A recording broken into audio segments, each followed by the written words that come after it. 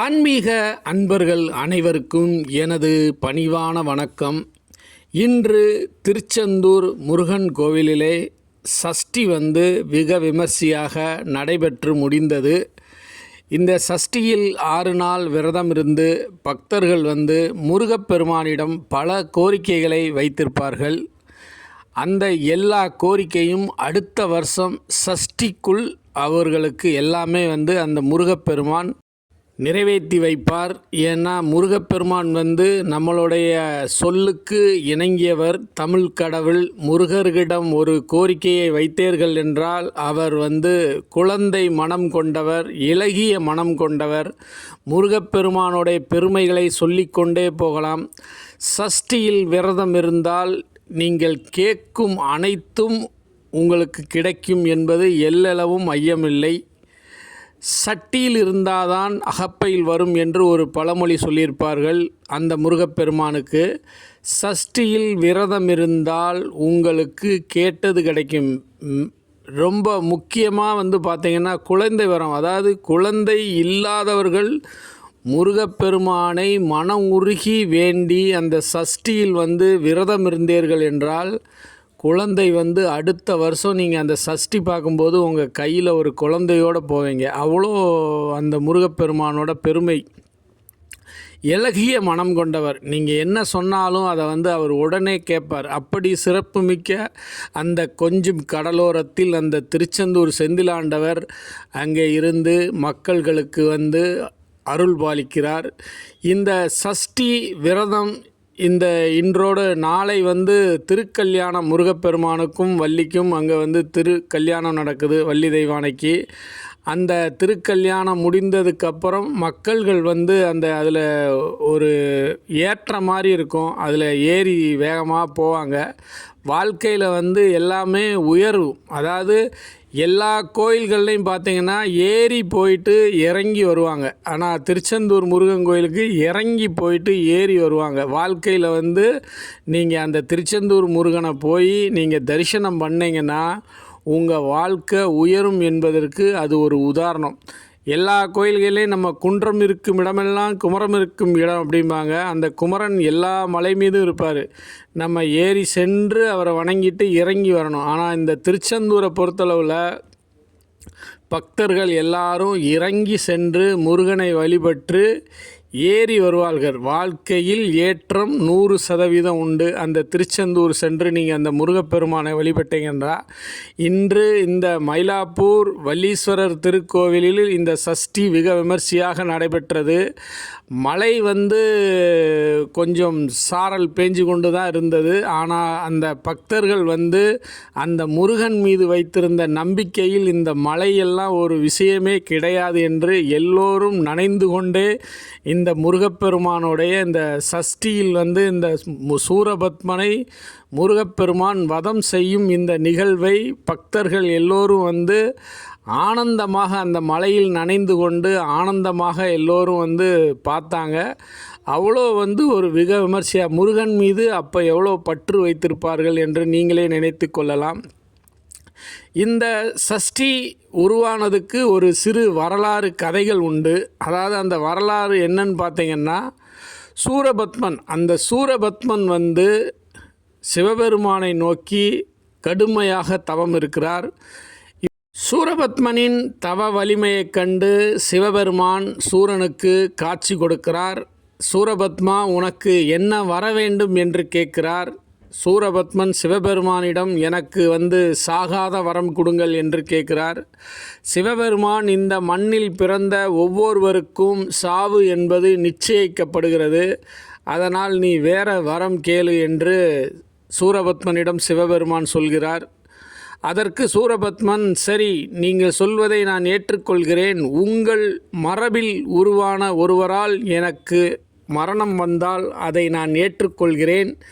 வேற எவர்களாலும் இந்த உலகில் இருக்கும் யாராலும் என்னை அழிக்க முடியாத வரம் கொடுங்கள் என்று கேட்கிறார். அப்படியே ஆகட்டும் என்று சிவபெருமான் வரம் அளித்து விடுகிறார். இந்த வரத்தை வாங்கிய சூரபத்மன் சும்மா இருப்பானா? அதாவது யாருமே இவனை அழிக்க முடியாது என்கிற ஒரு மம்மதை அவனுக்கு மண்டையில் ஏறியது. அதாவது தலக்கணம் என்று சொல்வார்கள். இந்த உலகிலும் நம்மை வெல்வதற்கு யார் இருக்கா என்று தலக்கணத்துடன் பல அட்டூழியங்கள் செய்ய ஆரம்பித்தான். தேவர்களும் இந்திரர்களும் முனிவர்கள் எல்லோரையும் சிறைபிடித்து சிறையில் அடைத்தான். சிறையில் அடைத்து எல்லோரையும் சித்திரவதை செய்கிறான். அதாவது இந்த உலகையும் நான் தான் ஆள வேண்டும். மண்ணுலகம், விண்ணுலகம், இந்த பாதாள லோகம், இந்த 3 உலகத்தையும் நான் தான் ஆள வேண்டும். என்னை மிஞ்சியவன் இந்த உலகத்தில் யாரும் இல்லை என்று ஒரு தலக்கணத்தில் அவன் செய்த செயல். இது தெரிந்த தேவர்கள் சிலர் சிவபெருமானிடம் முறையிடுகிறார்கள். இந்திரன் சொல்கிறார் அவர்கிட்ட, எல்லோரையும் சிறைபிடித்து சென்று விட்டார்கள், நாங்கள் என்ன செய்வது என்று சிவபெருமானிடம் முறையிடுகிறார். சிவபெருமானோ ஒரு கணம் யோசித்து, சரி நான் முருகப்பெருமானை அனுப்புகிறேன் என்று சொல்கிறார். முருகப்பெருமான் சிவபெருமானுக்கு பிறந்த குழந்தையாகும். இவர் மரபில் வந்தவர்களால் எனக்கு அழிவு உண்டு, நான் ஏற்றுக்கொள்கிறேன் என்று சொன்னான். சிவபெருமான் முருகப்பெருமானை யோசித்து, நீ தேவர்களை இந்திரர்களை மீட்டு வா என்று சொன்னார். சூரபத்மனை வதம் செய்வதற்கு முருகப்பெருமான் படைகளோடு திரண்டு சென்றார். படைகளோடு திரண்டு சென்று முதல் எடுத்தோன்னே போர் புரிய வேண்டாம் என்று வீரபாகுவிடம் சொல்லி அனுப்பினார். சூரபத்மனிடம் சொல்லு, போர் வேண்டாம், எல்லோரையும் விடுதலை செய்ய சொல், இதை சமரசமாக முடித்து கொள்ளலாம் என்று வீரபாகுவிடம் சொல்லி அனுப்பித்தார் முருகப்பெருமான். முருகப்பெருமான் சொல்லியதை வீரபாகு சூரபத்மனிடம் சொன்னார். ஆனால் சூரபத்மன் அதை கேட்கவே இல்லை. போர் நிச்சயம், என்னை வெல்வதற்கு யார் இருக்கால், முருகன் எவன் வந்தாலும் என்னை வீழ்த்த முடியாது என்று தலக்கணத்துடன் பேசினார் சூரபத்மன். வீரபாகும் முருகப்பெருமானிடம் சொல்லிவிட்டார், இவன் கட்டுப்படவில்லை, போர் நம் செய்து தேவர்களை இந்திரர்களை காக்கலாம் என்று வீரபாகும் சொல்லிவிட்டார். சூரபத்மனின் தம்பி சிங்கமுகன், அவன் மிக ஒரு வல்லமை படைத்தவன். போரில் வில் வித்தை சண்டை செய்வதில் மிக வல்லமை படைத்தவன். அவன் சூரபத்மனிடம் சொன்னான், அண்ணா, அவர்கள் சொல்லும் கோரிக்கையை நாம் ஏற்றுக்கொண்டு தேவர்களையும் இந்திரர்களையும் விடுதலை செய்து விடலாம். தேவையில்லாமல் இந்த போர் புரிந்து நம் எல்லோரையும் இழக்க வேண்டாம். நமக்கு அழிவு நிச்சயமாகிவிடும். வந்திருப்பவர்கள் முருகப்பெருமான், அவர் சிவபெருமானின் மகனாவார் என்று பலமுறை எடுத்து சொன்னார். யார் வந்தாலும் நான் இதை ஏற்றுக்கொள்ள மாட்டேன், போர் நிச்சயம் என்று சூரபத்மனும் சொல்லிவிட்டான். முருகப்பெருமான் வந்தார். போரில் இறங்கினார்கள். அந்த போர் 6 நாள் நடந்தது. 5 நாள் போர் நடந்தது. எல்லோரும் படைகளில் சில தோல்விகளை தழுவினார்கள். வேறு வழியின்றி முருகப்பெருமான் சிவபெருமானிடமும் சக்தியிடமும் போய் சொன்னான். உடனே சிவபெருமான் அவர் கையில் இருக்கும் சூலமும் ஆதி பராசக்தி கையில் இருக்கும் சூலத்தையும் முருகப்பெருமானிடம் தன் சக்தியில் பாதியாக உருவாக்கி ஒரு வேலை கையில் கொடுத்து விடுகிறார்கள். முருகப்பெருமான் அந்த வேல் கொண்டு சூரபத்மனை வதம் செய்கிறார். இந்த வதம் இந்த சூரபத்மன் மடிவதோடு அந்த முருகப்பெருமானுக்கே அவர் அடிமையாகி விடுகிறார். கடைசியில் அவர் ஒரு மரமாக மாறுகிறார். சூரபத்மன் அந்த முருகப்பெருமான் அந்த சூலத்தை எரியும் பொழுது அந்த மரம் 2ஆக உடைகிறது. இப்படி உடைந்த மரத்திலிருந்து ஒரு சைடு வேலாகவும் ஒரு சைடு சேவலாகவும் அங்கு உருவாகிறது.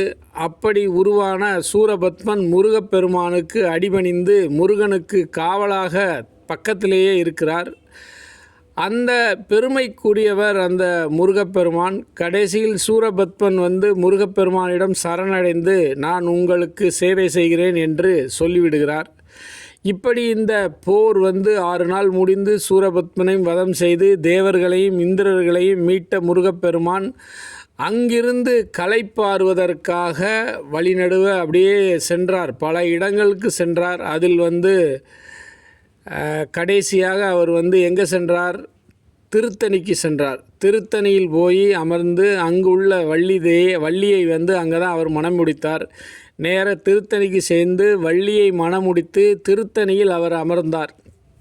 திருத்தணிகை, அதாவது தன் கோபத்தை தணிப்பதற்காக முருகப்பெருமான் திருத்தணி சென்று வள்ளியை மணமுடித்து அங்கு மிக சந்தோஷமாக இருப்பார். அதாவது நீங்கள் அந்த திருத்தணிக்கு போய் முருகப்பெருமானை நீங்கள் வேண்டுனீங்கன்னா, அதுவும் வள்ளி, அந்த வள்ளி அம்மாவை வந்து நீங்கள் கேட்டீங்கன்னா வள்ளி மிக சந்தோஷத்தில் இருப்பாங்க.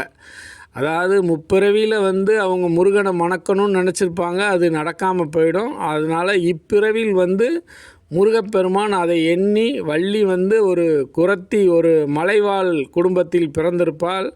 அந்த மலை கிராமத்தில் இருக்கும் வள்ளியை வந்து முருகப்பெருமான் வந்து போய் திருமணம் செய்து அந்த திருத்தணியில் மிக சந்தோஷமாக இருப்பார். அதாவது இந்த போர் புரிந்து கோபமெல்லாம் தணிந்து அந்த திருத்தணிகையில் முருகப்பெருமான் வந்து அங்கே அவ்வளோ சந்தோஷமாக இருப்பார். நீங்கள் திருத்தணியில் போய் அந்த வள்ளியிடமும் முருகனிடமும் என்ன வரம் கேட்டாலும் உங்களுக்கு அவங்க கொடுத்துருவாங்க. அப்படி வந்து அவங்க ஆனந்தமாக இருப்பாங்க. அவ்வளோ சிறப்புமிக்கது.